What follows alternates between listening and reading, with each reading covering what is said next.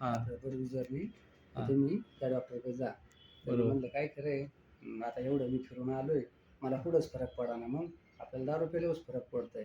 हां, मग काय करायचं मिलिटरीवाल्याकडून आपलं ₹300 खांबा घ्यायचा ओळखीचं पाणी सोडाय असल्यामुळं हां. आणि मग संध्याकाळी 4 पॅक मारायचे आपल्या रूममध्ये बसून, कुठं जायचं नाही, काय नाही. 4 पॅक मारल्या की घरी जायचं, जेवायचं, झोपायचं. मस्त झोप लागायची.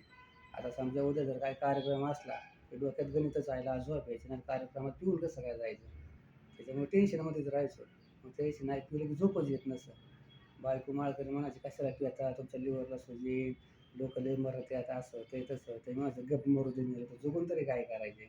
एवढं दवाखान्यात फिरलो, एवढं खर्च केला तरी फरकच पडेना. मला पेल्यावरच फरक पडतो आणि मला पेल्यावर झोप येते."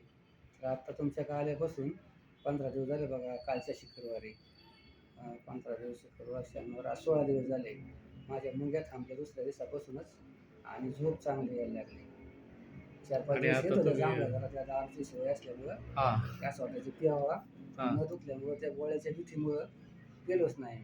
बरोबर आहे. चांगली आता गोष्ट आहे. आता एकदम बरं वाटतंय. आता असं वाटतं की दारू बंदच करायची. बंदच करून टाका दारू. हां, म्हणजे तुम्ही आला होता मणक्याच्या ट्रीटमेंटसाठी, पण मणक्याच्या ट्रीटमेंटला बरं वाटलं हां, त्याच्यामुळे आणि ती बंद केली. त्याच्याबरोबर तुम्ही दारू पण सोडली. हां, तुमचं खूप खूप अभिनंदन. अर्धा मला अर्धा पण खांबा आनंद वाटला. अर्धा खांबा तसा शिल्लक आहे अजून, नाही, नाही. असू दे. नका घेतलाच पिऊ नाही दारू. अजिबात. हां, काही हं, अडचण नाही. हं. हे आपल्याकडे एक पेशंट आहेत. हे वडकीमधनं आले होते. राजेंद्र कोळपे म्हणून. आपण आहात डॉक्टर दिनेश जगताप यांच्या आस्था होमिओपॅथी, आयुर्वेद आणि संयुक्त उपचार केंद्र, सासवड येथे. धन्यवाद.